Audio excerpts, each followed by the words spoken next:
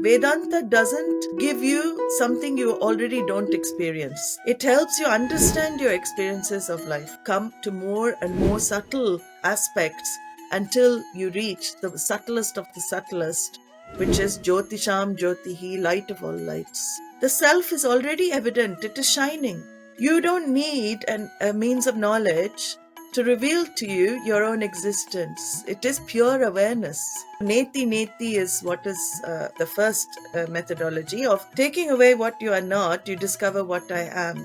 It is like the wave in the ocean saying, first of all, I'm not the wave, I'm not this, I don't have this form, I'm not going to die, I'm not going to crash on the shore. And what does the wave recognize? I am water. All waves are water. But water is more than the wave. Swami Dayananda was very clear about it. Wherever this knowledge of oneness is unfolded, it is Vedanta. Mind doesn't generate consciousness. Consciousness lights up the mind. In our Aarti, we say that, Na tatra suryo bhati na chandra tarakam. When we wave the Aarti flame, the sun doesn't shine there, the moon doesn't shine there, the stars don't have any independent shine without that one light. Through mindfulness practices, meditation practices, you develop an inner space between you and the mind, and that can help in day-to-day activities. But that inner space should ultimately translate into your discovery of yourself to be absolute space. Whatever condition the body, mind, senses is in does not affect Atma. Because it's a different order of reality. Paramartika Satyam. You recognize I'm playing a role. It is only a costume that is worn by Atma. Vasam sijirna niyata vihaya. It's going to be thrown off like old clothes, Krishna says in Gita. See, that's why Swami Dayananda used to say something very beautifully when asked, how do we know when we have spiritually, progressed or evolved? He used to give the answer, and people were expecting, if I sit for meditation for 6 hours, or I can do all of this, practices for a long length of time. But he said something very beautiful. He said, when your transactions become easier, Shravanam is working. Again, in Bhagavad Gita, Krishna, in beautiful verses, he brings in the vision of a jnani, where a jnani's experience of the world will be eyes open, he recognizes consciousness. Eyes closed, he recognizes consciousness.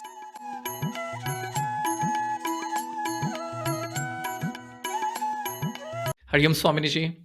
Hari Om, Namaste. How are you doing? Doing very well, thank you. Looking forward to having a discussion on this podcast. So nice of you to come back again on this podcast. I've been looking forward to, going more into more depth of Vedanta with you. And I think what we have chosen as a topic will be of a lot of benefit for seekers who are actually doing self-inquiry. It is a very beautiful verse that we are selecting. Absolutely. So let's just dive straight into the text and then we can treat the questions as they come. So maybe I will just chant it. It's a very beautiful, just one verse, but it's a beautiful in Sanskrit to hear it as well. It is Eka Shloki, the text, which means literally one verse. And it's written by our great Adi Shankaracharya. And within this one verse, he reveals Aham Brahmasmi, the whole Mahavakya, I am that one truth, that one self. So we'll see the methodology and we'll see the progression as we enter into the discussion. But let us just chant this. Kim jyotistavabhānumānahani me rātrau pradīpādikaṁ syādevaṁ ravidīpadarśanavidhau kim jyotirākhyāhi me cakṣustasya nimīlanādisamaye kim dhīrdhiyo darśane kim tatrāhamato bhavānparamakaṁ jyotistadasmi prabho. It's just very nice to chant these verses. Traditionally, the students memorize the verses first before they understand the meaning. So you always have it with you, throughout your life. The verse comes back when you need it in your life, and you're doing the inquiry, or even some challenging situations. Sometimes the verses pop up like that. So it's always nice to do the chanting as well. So just to give the essence of the verse, in this Eka Shloki, Adi Shankaracharya gives the entire synopsis of Vedanta. That's the beauty of it. It is called only Eka Shloki, but within it, it has the methodology of this seer scene analysis. We call it Drishya. There is a text which is a separate text which is actually entitled The Seer Scene Analysis by Vidyaranya. Very famous, you must know of it. But here in this shloka, it is a dialogue again between the guru and the shishya, the teacher and the disciple. So the teacher asks a few questions, and the disciple answers those questions. They seem very simple, actually, the questions themselves. On the surface, they're very, very rudimentary, very simple. But, when you go through the shloka, at the end, you start seeing, it makes people think, oh, then what lights up the mind? What lights up the very thoughts? So you go into depth. That's what the guru does, actually. Takes you on a journey from the gross to the subtle. So you see that in all the shastra, the texts, there's always a movement from the gross, what is perceptible, to what is the most subtle. And the most subtle in Vedanta is, of course, the self-atma, self-revealing consciousness, that self-evident truth that brings everything else to light. And the beautiful thing, again, in this shloka, it's a very subtle point. The disciple is taken to a place where he cannot see anything differently. He's taken to the place where he recognizes that only the self can be the one self-revealing light of all lights, which reveals all other lights, in fact. So we'll see the symbolism of light as well, because that comes up a lot, and that was one of your questions. Would you like to just go line by line and just once go through the entire synopsis of the verse? Yeah. So first he asks, Kim jyotistavabhānumānahani me rātrau pradīpādikaṁ. Here it is a technique for self-inquiry. He asks, what provides you with light in life? So there's again, as I said, a very rudimentary, easy question to answer. And the disciple gives the normal answer anybody would give. He says, by day, the sun provides us light. And by night, there is a lamp. So in those days, obviously, they didn't have electricity, but we can say, electricity provides us with light. So this is very simple. In the daytime, our vyavaharika reality, our transactional reality, how we interact with the world, all our day-to-day work, everything we do, what brings that daytime to light? We say daytime. Daytime is because of sunlight. So sun provides the light for our transactional reality during the daytime. And all activities come to light. We don't even recognize it. Half the time, we're so involved. We say waking, we're awake now. But what a beautiful thing, this whole day and night is because of one entity called the sun. The sun, our movement around the sun actually makes day and night for us, and time is made from that. So that's why he's called Dinakaraha. Sorry, just as by the side, Dinakaraha, the maker of the day, actually one of the Sanskrit names for Lord Sun. So the sun provides light that is very obvious during the day. And then what provides at night? It is lamp or some artificial light. We need some artificial lighting to provide that light during the night times, during the evening hours. So light, by essence, it has no taste, it has no color, it has no touch, it is formless, right? So that is another reason why light is used as an analogy to explain this consciousness. Even though light itself is something created, it is an effect. But light is very useful as an example to explain how it reveals other things. So light reveals other objects. By itself, nothing reveals it. Objects cannot reveal the light, but light can reveal the objects. So this is another way of understanding how consciousness functions. In its presence, everything is revealed, but the things that it reveals cannot reveal the light, because it is the very revealer. And this is so how do you know there is such a thing as sunlight, if you ask? Because the very reason you see objects and people and transactions, you recognize there is something as sunlight. So the proof of the light is not only in the sun, it is in the objects it reveals.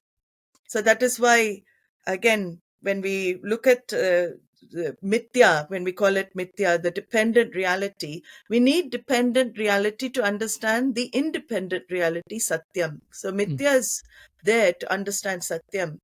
So this is the way sun in the transactional reality, the sunlight becomes a example for self-revealing nature. The nature of sun is light. The nature of sun is to lend light. It doesn't do anything to emit, it doesn't do anything. Very nature, in the presence of the sun, objects are lit up. So the objects, this is the key thing to note, objects cannot reveal the sun, but sun can reveal the objects.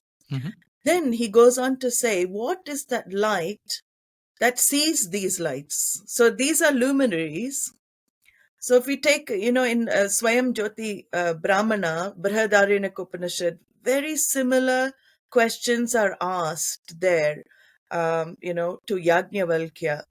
So here he says, what is that light that serves, when the sun has set, what is the light that serves for man when the sun has set? So he goes to moonlight. So there's a few more steps in that. He says moonlight reveals in the night, transactions, and then by the light of the moon he does his transactions. There they go further steps, but here in this shloka, Adi Shankaracharya says, what is the light that sees these lights, these luminaries? So the disciple obviously has done some studies, so he doesn't take much time. He says the eyes. The eyes reveal the sun and the moon.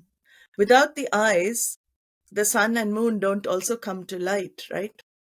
So the sense organs, when we see one sense organ in the Shastra, it stands always for all the sense organs. So light can also be in the sense of your hearing power. Light is also in the sense of power, not only illumination, sense of power as well. The power of my ears, the light streaming out through my ears reveals objects of sound. The light streaming out through my nose reveals objects of smell. So like this, the light that comes from my skin reveals objects of touch, and the light coming from my tongue reveals objects of taste. So light is also on the level of other senses because it reveals objects of the world. So the five senses are they're called the gateway. They're the jnanendriya, so they're the entry gates for knowledge of the external world. And we have the karmendriyas, which are the exit gates. How I respond to the stimulus of the external world are the organs of activity. But he says here, without sense organs, the world is there, but it cannot be revealed. So eyes and the other sense organs become a jyoti. They also become a light because they reveal the world. So beautiful, you can see the step now. The world is revealed because of the sun and because of the moon. And the very luminaries that reveal the world are revealed by my eyes, by my sense organs as well. And then he asks another step. He says, what is the light that illumines the eye? So again, here the Shishya says immediately, without pause, the intellect. So intellect here, he uses the word intellect, but it includes the mind, the antakarana, we can say, because knowledge takes place in the intellect, but through the mind. So one level we bring in as well, the manaha aspect of thinking. The mind, see, the sunlight can only reveal the world. The eyes can reveal the sunlight, but what reveals the eyes? Something reveals, something knows the condition of the eyes. Something has to back the eyes for the eyes to reveal sunlight, right?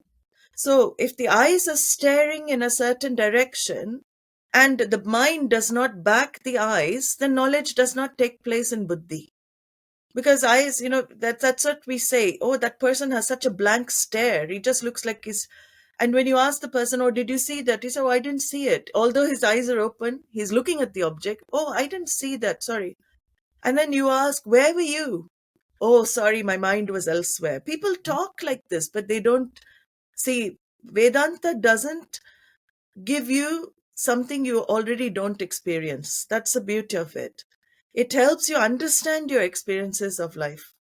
But experiences that we take very, nonchalantly, we don't even give a second thought to what we say and how we interact in the world. Vedanta helps you to go more into depth. So when I say, oh, I was not there, I was somewhere else, what does that mean? Who was that someone? That mind was somewhere else. So when mind does not back the senses, knowledge cannot take place in the intellect. So the object can never reveal, as I said, the rule is the object can never reveal the illuminating factor. The eyes cannot reveal the mind, but the mind can reveal the eyes. So the eyes and the other sense organs become objectified by the mind. And mind consequently brings in intellect, because intellect is where knowledge takes place. Intellect is that I thought, that claims the knowledge, right? I see, when you say, I see, that I has to back the eyes for object. I see the tree.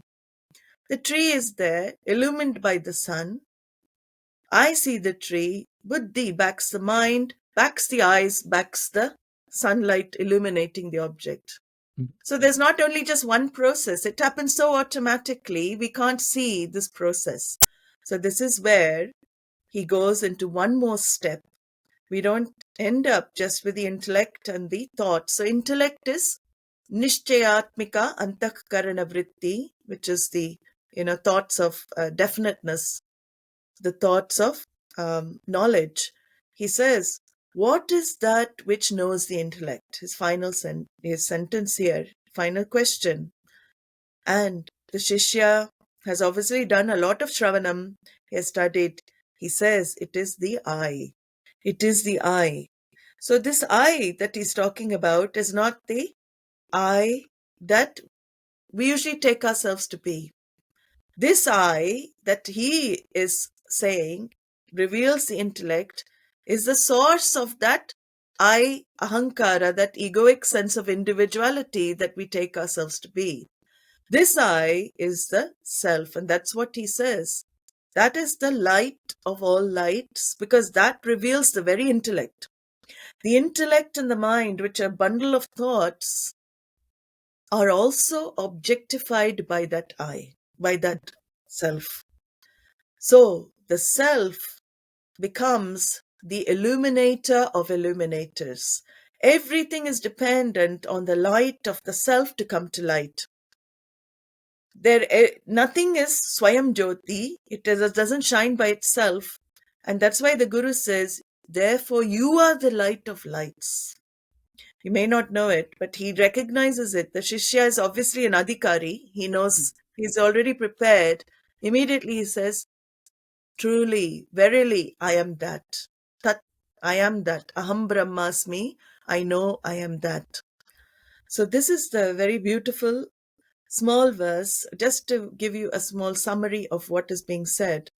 But it is the whole of self-inquiry here to help you to go from the gross self that you identify with to come to more and more subtle aspects until you reach the subtlest of the subtlest, which is Jyotisham Jyotihi, light of all lights. Thank you so much for explaining it. A few questions come to my mind, and we'll come to the self-illumination part of it. So the first three steps which you mentioned are fairly straightforward, right? Yeah. And across all traditions, even science has a fairly simple definition. Photons reach our eyes, neurons fire, Yeah. images, right, visualized, and it's the same whether it's a hearing, sound, right? Everything is somewhere you become aware of it. The fourth step, which is a the premise that there is something which is aware of the intellect, and B, that something is not your intellect or another function of your mind. How does one make the step from the first three ones, which are in the broader scope of our usual knowledge, Yeah. into this one, and then we come to realize that this is the illuminator of everything? Yeah. So that is where pramana is very much needed. As I said, the objects cannot reveal what is the source of their being lit up, right? They cannot reveal what is lighting them up. So we see that. So if the intellect is being lit up by something, it cannot reveal that. It is already self-revealing. It is lighting up the very intellect. So something has to be external to reflect the reality of the self to the one who wants to see, the one that wants to know. So who is doing the inquiry first? It is the ahankara, the I, that's doing the inquiry. Who am I when you ask?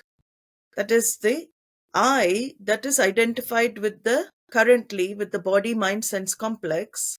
That I is it wants to find out, discover the source of I. So to discover the source of I needs an external, valid means of knowledge.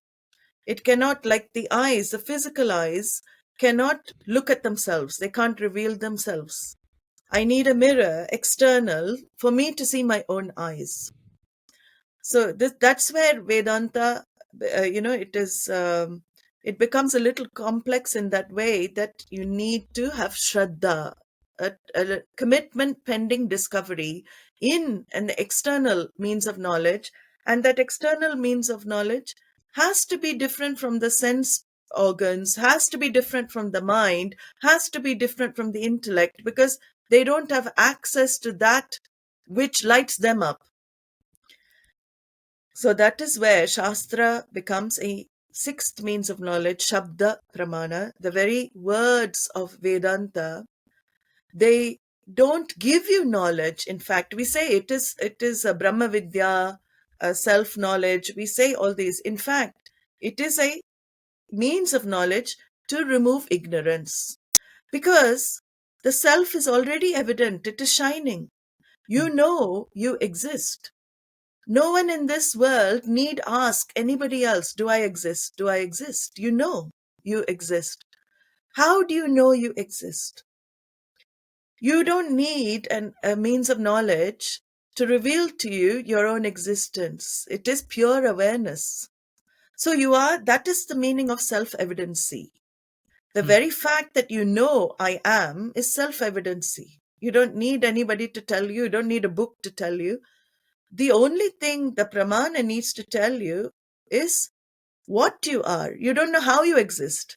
You know you exist, but the confusion is I am, and that adjectives are added on, right? I exist as the physical body, then that is one level of erroneous mistake.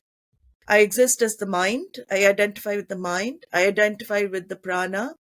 So that's why we do this Panchakosha Viveka also, the 5 sheaths, it is mistakes I commit on 5 levels.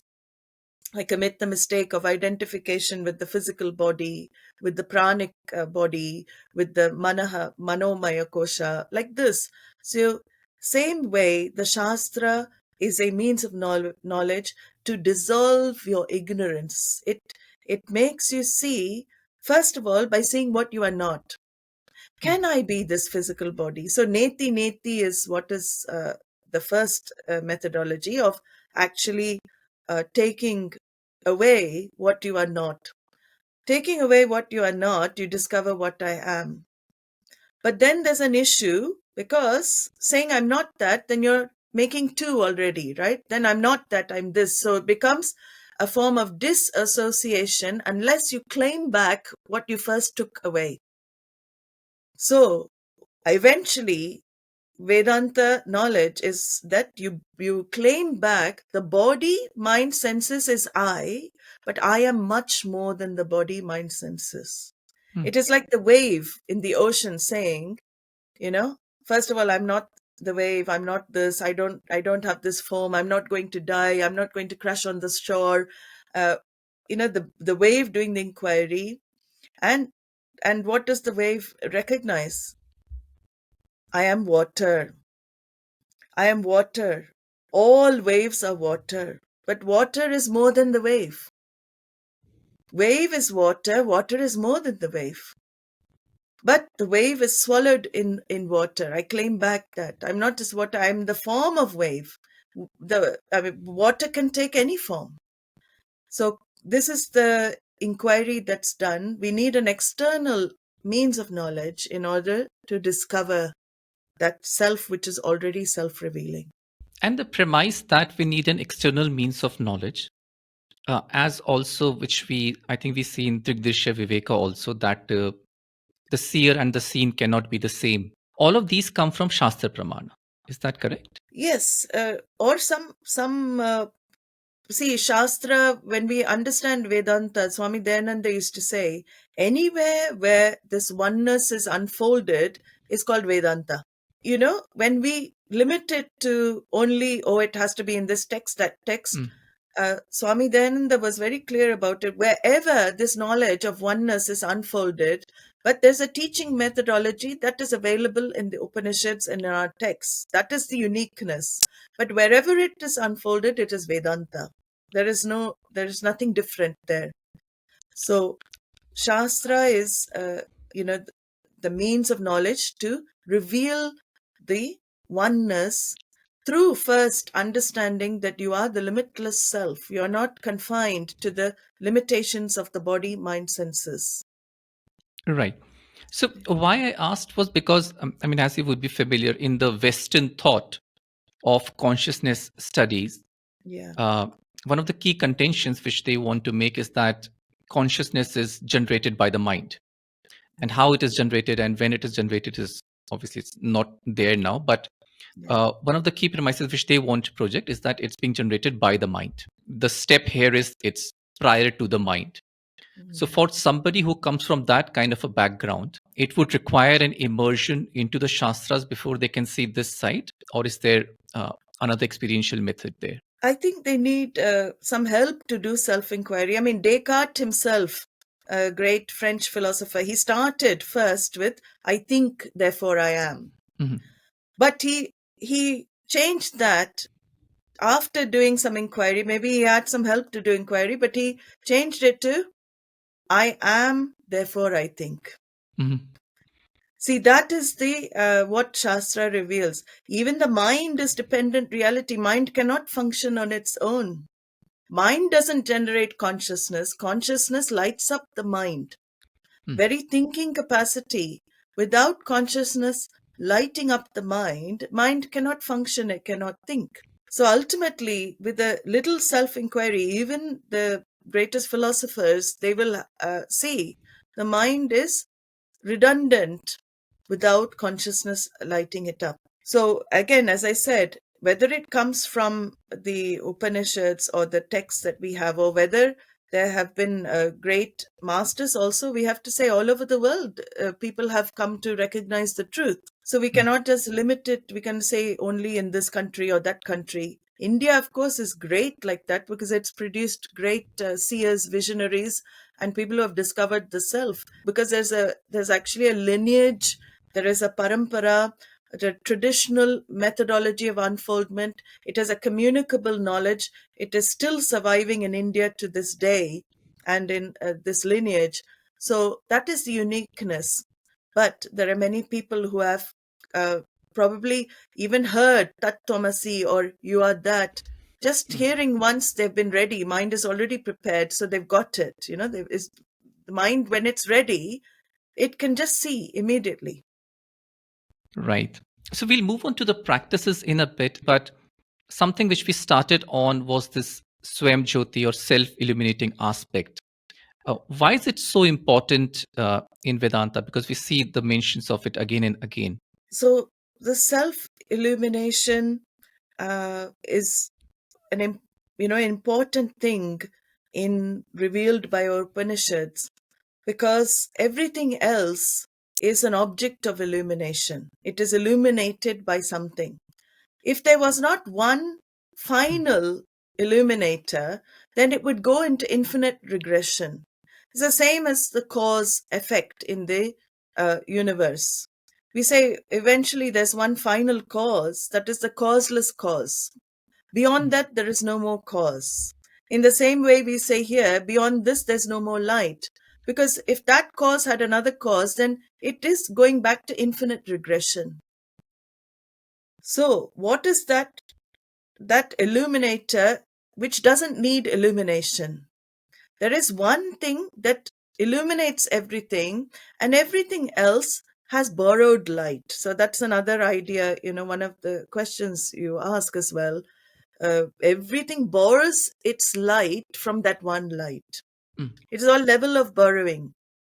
So that self-illuminate, self-evidency, self-revealing consciousness, evident, self-revealing, all of these words come into the picture to indicate that this light is the light of all lights, jyotisham jyotihi. We see in the Upanishad itself, which signifies that it is the one that illumines all the other lights that illumine other things. So they're all anubhati. In our arti, we say that na tatra suryo bhati na chandra tarakam. When we wave the arti flame, the sun doesn't shine there, the moon doesn't shine there, the stars don't have any independent shine without that one light that lights up the luminaries. And you're actually saying, what does this little light compare to that light of all lights? I'm waving this tiny flame in front of the light of all lights, which lights up all the lights. So it is the ultimate luminary. It illumines everything. So in this one verse, you said the student is obviously adhikari and he's ready. So as soon as the teacher asks, what is it that lights up the intellect? He or she says, I. But for most of us, I think probably all of us, if you ask them, what is it that lights up the mind? It's almost a dead end question, because Yeah. A, we have never explored, and B, it's the ultimate reversal of our sight. What is it behind it? So how does one distinguish between what is the mind's function and the awareness which is illuminating it? So that is where also we have, even in Dhīrdhiyo, many texts go into the different states of experience as well to understand this, to show that without the mind, without the thoughts, without the I thought even, which you take yourself to be so much, we take that to be the only reality. Without these thoughts and the very I thought, I still continue to exist.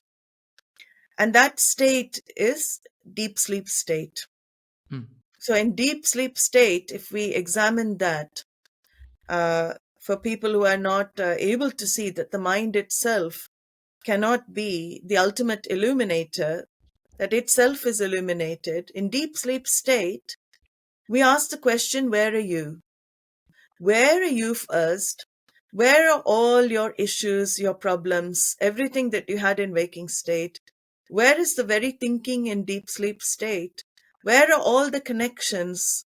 The very children that you're so attached to in waking state, you forget totally when you go to deep sleep, right? All the relationships also dissolved. Everything totally resolved in deep sleep state. But you continue to exist. Minus mind, you exist. Mm. And how do you know you exist? How do you know you are there? Because the Shastra gives another logic. When you wake up, somebody asks you, oh, how did you sleep? You are able to say, I slept well or I didn't sleep well.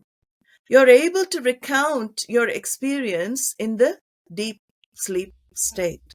Mm. It is your ability to recount your experience in deep sleep state means you exist in deep sleep minus the mind, and only the prana is taking care of the body functions. But there is no thought there. The I itself is not there. You as I is not there, but you as awareness continues to exist. It is like when we enter deep sleep, when you go into a dark room, and somebody shouts and you can't see anything. What does somebody shouts to you? What do you see? I see. I see nothing. You say that I don't see anything. I don't see anything really means what? I see the absence of everything. Mm. So when you are in sleep, you are lighting up absence of everything. You as awareness light up the absence of everything. And in waking state, you light up the presence of everything because it comes to light because of light. There, the light is still shining. Light of consciousness is still shining because it lights up absence. So that is how you recognize this mind, by this vichara inquiry, you recognize that the mind cannot be you. There has to be something else. And that something is unfolded by the words of Vedanta. So when we come down to it, it is through the Shabda Pramana alone, the understanding or the assimilation of awareness is revealed to the individual. So, I mean, what you mentioned is, I think, it's pretty well encapsulated whenever we talk of deep sleep, and the question is whether it is an absence of awareness or an awareness of absence. And if we are aware, and if we wake up and say, I had a good sleep or a bad sleep, then it thereby posits the thought that there is something beyond the thoughts. But that vichara of deep sleep, and this is what happens, how do we take it when the mind is fully active, especially in our day-to-day worldly life? So, when we are very active in day-to-day worldly life, the vichara requires some space and time. So we won't be able to, always have this type of vichara in those times. When the mind is active, I would require, I think, practices. That's when practices come in useful. Practices such as mindfulness practice, objectifying one's thoughts, and these are all done as a daily meditation practice. So when that is done on a day-to-day basis of becoming even 10-15 minutes invested in watching your thoughts, observing your thoughts, then when the mind gets busy in the transactional world, as you say, all these days people are busier and busier with that, you are able to be more objective. It is not enlightenedly, you're not an enlightened objectiveness. That is different. But it is a practice. So it is a level of objectivity that you get wherein the mind does not create too much disturbance for you. Whereas before, when you were totally identified with the thoughts, there was a lot of disturbance because whatever is happening to the mind is happening to the eye. It's lumped on the eye. But through mindfulness practices, meditation practices, you develop an inner space between you and the mind, and that can help in day-to-day activities. But that inner space should ultimately translate into your discovery of yourself to be absolute space, like space untouched by all the activities within space. The truth of the I should shift to that level of reality where you discover whatever condition the body, mind, senses is in does not affect Atma. Because it's a different order of reality. Paramartika Satyam. That is called the shift of the I, that is slowly that space, that relative space one develops, becomes absolute space. Then you don't have to worry about anything, because you recognize I'm playing a role. It is only a costume that is worn by Atma, and that is going to be, Vasamsi jirnani yata vihaya. It's going to be thrown off like old clothes, Krishna says in Gita. Since you mentioned mindfulness, are there any particular practices which you often recommend to your students? I think, the modern mindfulness, there are many people practicing that now. Simple observation of thoughts without judgment. We also have that in our guided meditations. Swami Dayananda's app is there. There are beautiful guided meditations. People can go there and access those. Swamiji, many of them helps you to be objective to your thoughts. So this objectivity is developed when you don't judge or label the thoughts. This moment I start labeling and judging, I'm connected to the thought. This is a bad thought. This is a good thought. Thoughts are just thoughts. So the mindfulness practice is based a lot on non-labeling, non-judging, seeing the thoughts like you're seeing a movie, like just on the screen of the mind, you're watching these scenes change. It could be a horror scene 1 minute, could be a comedy, could be a love story next minute, but you are totally, untouched by that. You're just watching it. If you grab onto something, it remains. If you can remain as an observer, it goes by itself. So the whole key is to just allow the thoughts to be. Don't resist yourself. Don't resist the thoughts. That's another mistake we make. We resist thoughts we think we should not have. I should not have this thought. Why am I having these thoughts? This is a negative thought. The moment I do that, I'm actually attaching myself to the thought. So I don't judge the thoughts. There's no good thought. There's no bad thought. Thoughts are just thoughts. That is the key in mindfulness practice. If you understand thoughts are just thoughts, they have no power on their own unless you give power. They just come and they go. And in that watching of them coming and going, you are free. You are simply the simple conscious being, just aware of everything happening without reaction. The second question is something which often comes up. I mean, I've seen it come up multiple times, is whenever the observer is mentioned or the witness consciousness is mentioned, there is a knee-jerk reaction which sort of says this is a passive approach to life. Because unless you're grabbing, actively thinking, I am doing everything, I have to go further than the others, you're not right. You're not moving ahead in the world, and you're not doing all that you're doing. How do you look at this conflation of being passive and versus being a very active but a complete witness observer of thoughts? Generally, when one enters more into the spiritual pursuit, that activity and ambition and everything, automatically you find it dies down.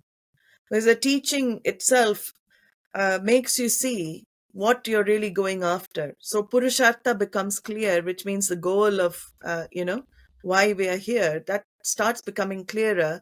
So that goal starts going up on the list of all your goals.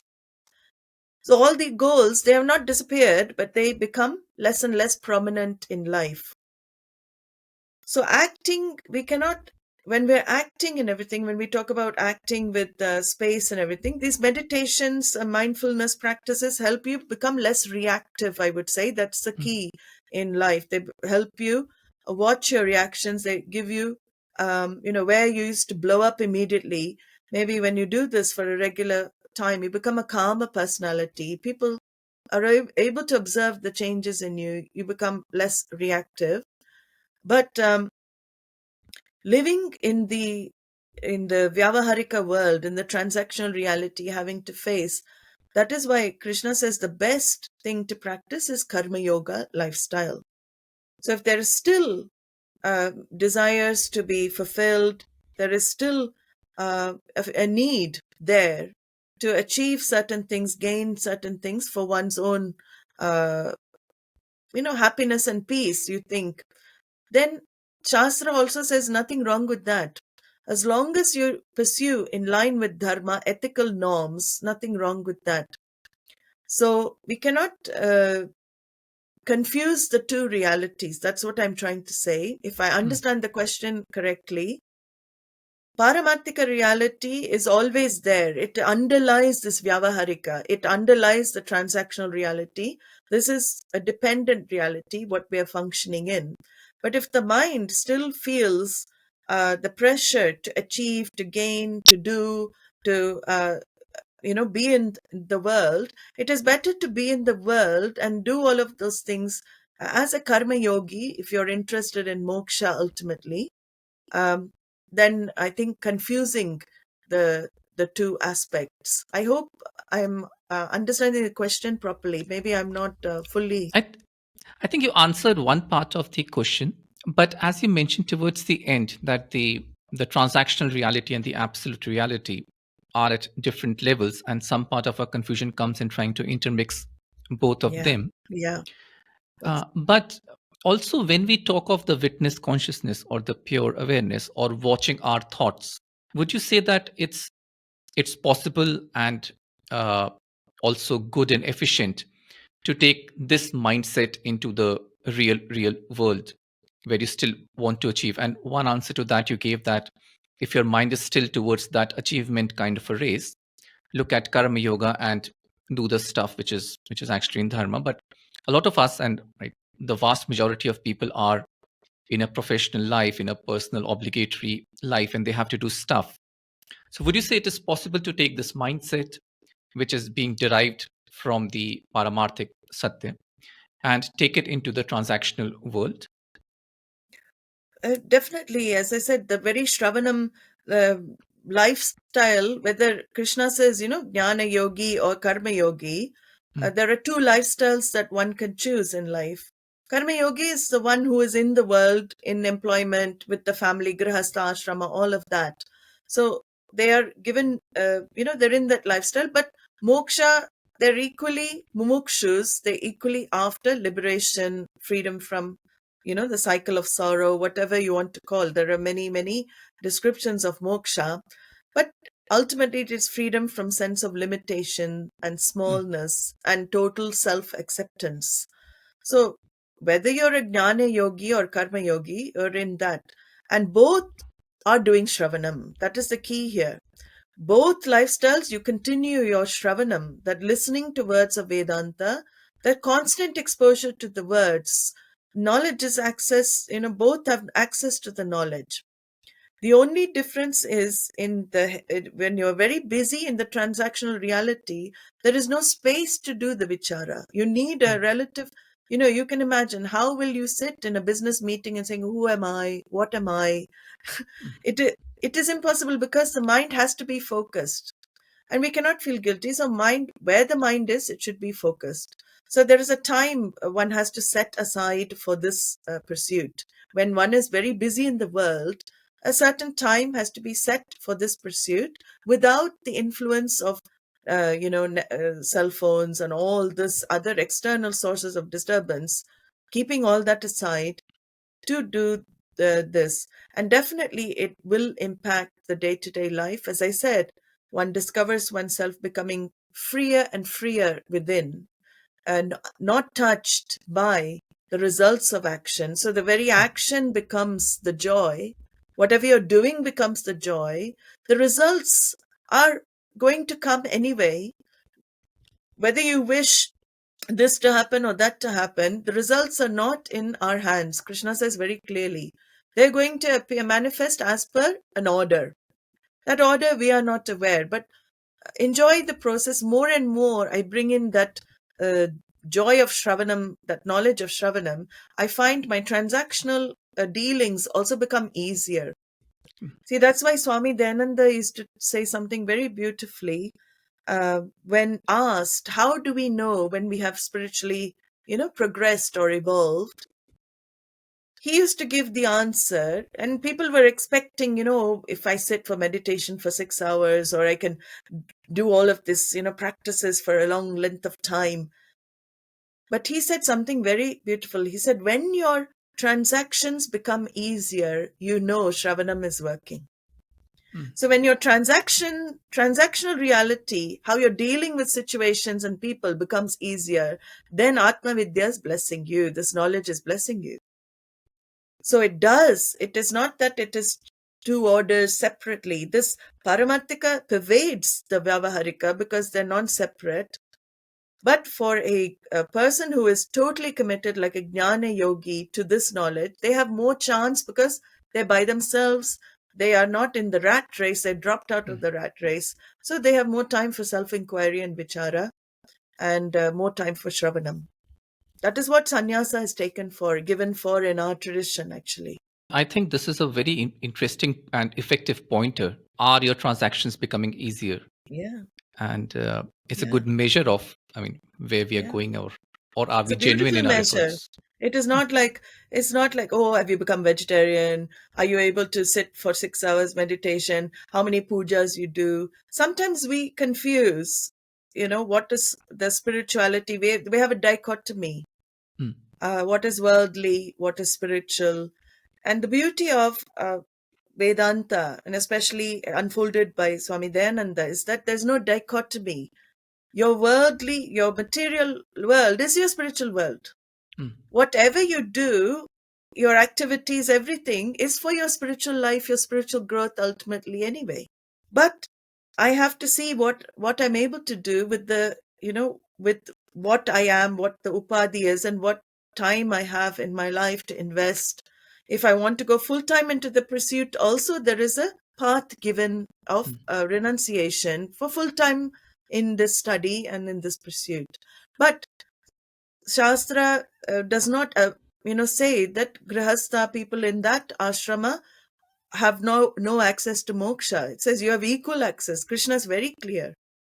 So being in the world, you have more chance of antavkarna shuddhi, actually purifying the mind, which is a prerequisite for knowledge assimilation. Something you mentioned earlier, when we do neti, I am not this, I am not that, that is not the end, because eventually you have to bring in the world. Otherwise, there are two separate entities. How does that step happen? Because even experientially, in my personal experience, when you sit in mindfulness or meditation, with a little bit of consistency, you can perhaps reach the stage where you're able to observe your thoughts, and you're able to observe once thoughts start dropping down, and you are getting the glimpse of who I am. But how do you include the world around you then? Because everything is one single consistent reality. Yeah.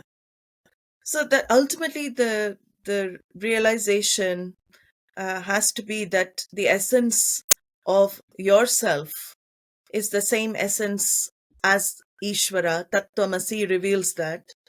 And Ishwara includes the Jagat. So all three are resolved into one. The individual, the universe, and the Lord, right? At the moment, there are three different entities. So the universe, the Lord, and myself.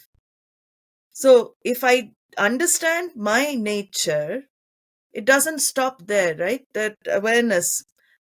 I understand my nature. I can sit there, absorbed in myself. Definitely, I can do that. But when I open my eyes, I see the world. I can't help it. I still see multiplicity. I see differences. I see all of that. How do I account for that? I'm the self, but that is where the knowledge helps you to see that my nature is non-separate from the nature of every name and form that I see, that I observe. That is a cognitive understanding. Again, in Bhagavad Gita, Krishna, in beautiful verses, he brings in the vision of a jnani, where a jnani's experience of the world will be eyes open, he recognizes consciousness. Eyes closed, he recognizes consciousness. That is real truth, because if I keep that not me, then I'm again separating. The separation is needed at the beginning for the wave to recognize its water. It needs to do the vichara to recognize, oh, I'm not this, the foam on top of the water. I'm not this. I'm not going to break on the shore. So it recognizes I'm water. But if the wave looks around the ocean, other waves, it looks at other waves. Are they also not water? It recognizes other waves are also, whether they are large waves, small waves, whether any form of water is nothing but water. It also looks at the ocean. Ocean is like Ishwara. Before, it used to pray to that ocean, that small wave. Oh, look at the mighty ocean. So beautiful. I worship this ocean. And now, with the knowledge of its nature, it looks at the ocean and says, oh, ocean is also water. So ultimately, ocean gets resolved in water. Waves also get resolved in water because H2O is all there is. So the same way, consciousness is all there is. Open eyes, I recognize there is only one, that consciousness. Not that I don't interact with the multiplicity, but that mithya doesn't cease to bother me anymore because my vision is clear. Mithya, how can other waves disturb me if I know they're water? So it's just a name and form, rising in time, lasting in time, dissolving in time. Just like all of us, we arise, we have a birth date, we have an expiry date, we have a dash between our entry and expiry. All our life is in that dash, but we all are one on that intrinsic level. Therein lies the keys to ultimate freedom. That is the key, because as long as I don't, that is where many, neo-Advaitins stop with only the discovery of consciousness, the conscious entity of the individual. I am awareness, that's it. We go one step further with our traditional Vedanta unfoldment, saying you have to resolve the world into yourself. Whole world is dependent on you in the form of consciousness. That is true non-duality. Otherwise, it still remains dual. Right. Since you mentioned neo-Advaitins, we were having this discussion the other day also, the misconception which people have on Ishwara in our tradition. Could you spend a couple of minutes on why people misunderstand this concept of Ishwara? So I think, again, Swamiji's words always come to mind. My guru, his always I remember because there was so much clarity he gave us. He always used to say, Ishwara is not a matter for belief, it's a matter for understanding. And the confusion only comes when there is a belief system. So in many, we see in many religions, everything, there's a belief in Ishwara. And the belief sometimes is blind belief, which can be fanatic as well, verging on fanatic. So there's no inquiry, really. And when they're asked questions, or you ask such people who believe like this questions, they're not able to give logical answers to those people. And then it becomes, again, a source of antagonism, source of argument, source of even wars. So many wars are based on religious differences, understanding of Ishwara. In Shastra, Ishwara is very beautifully unfolded as the intelligent cause and the material cause of this whole universe.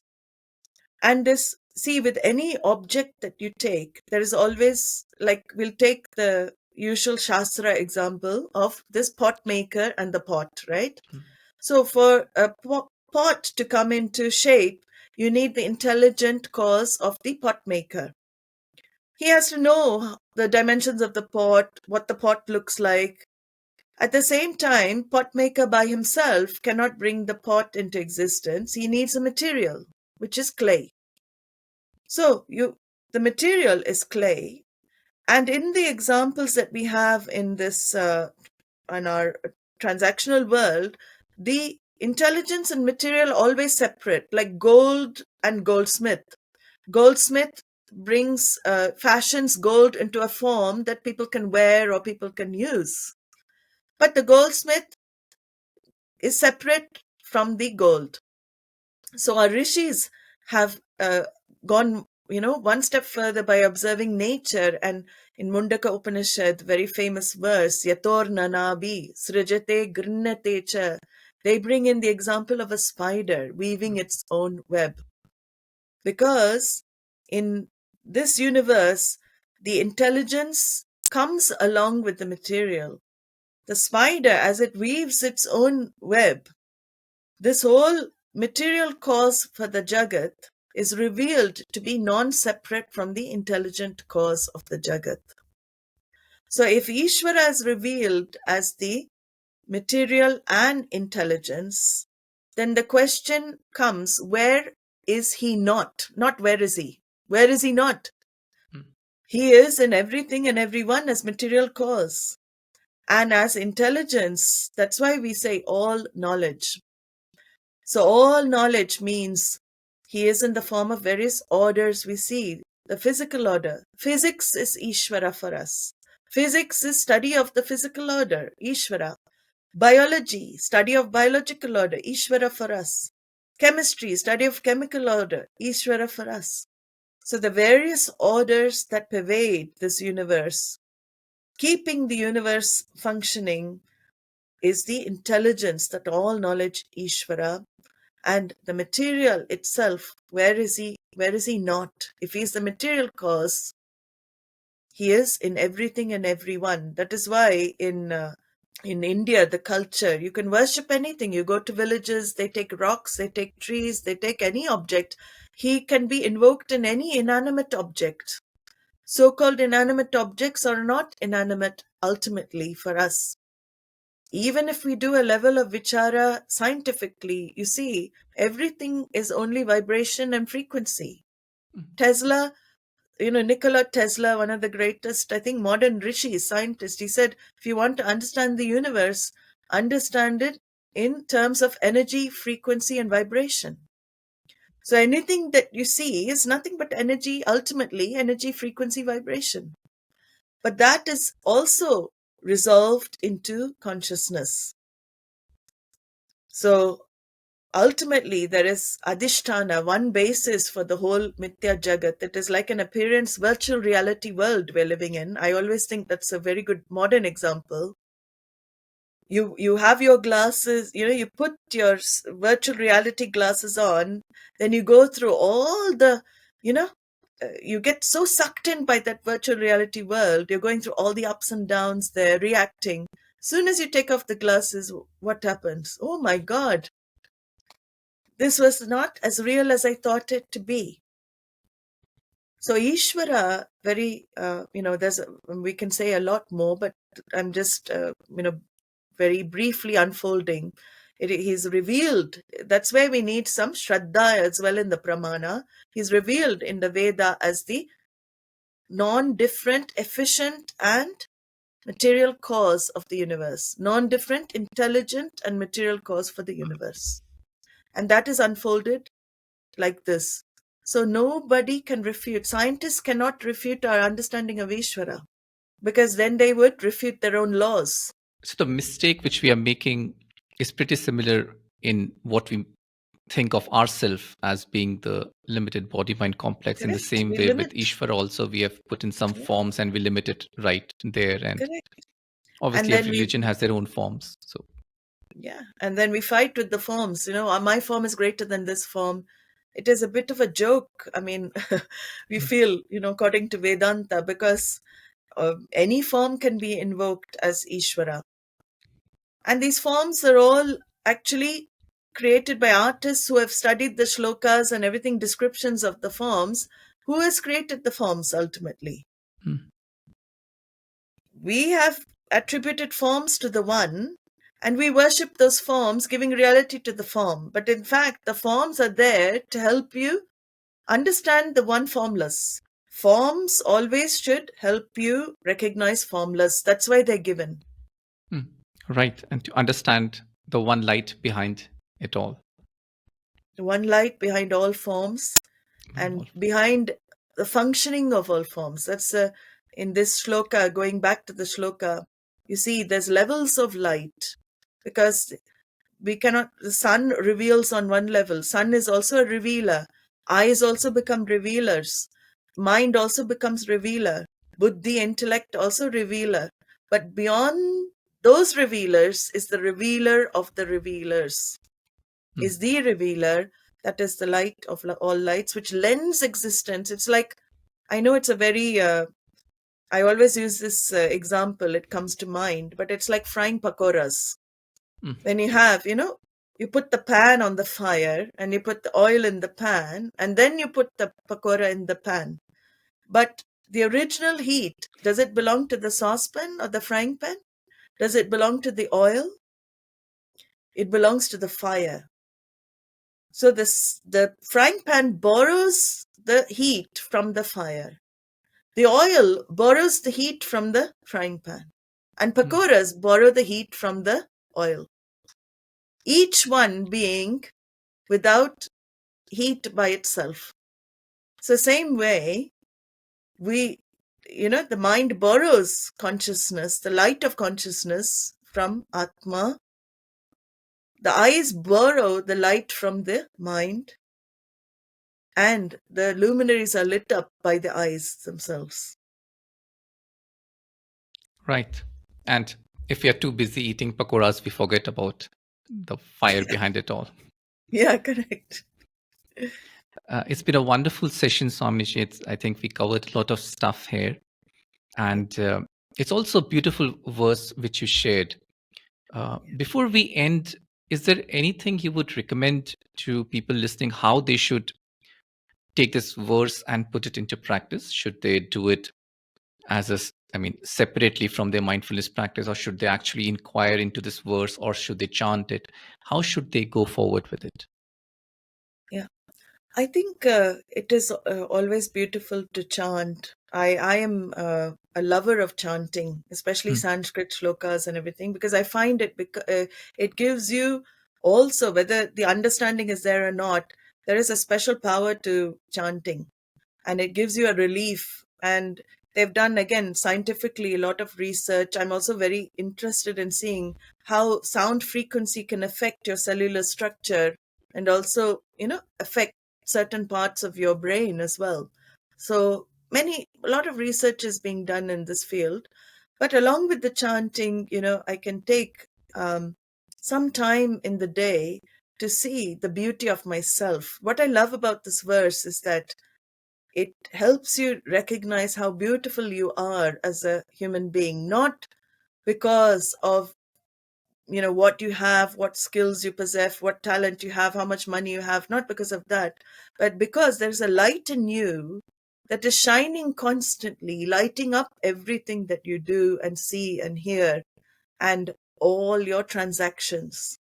And because of that light you are functioning, because of that light you speak, because of that light you think. So it is always wonderful to see that you are much more than you take yourself to be. So this verse helps you recognize that on a day-to-day basis. It can be taken up as a sadhana. See yourself for what you are. Don't limit yourself to this limitations of body, mind, senses, because what Adi Shankaracharya finally leaves us with is that you are much more than all of this.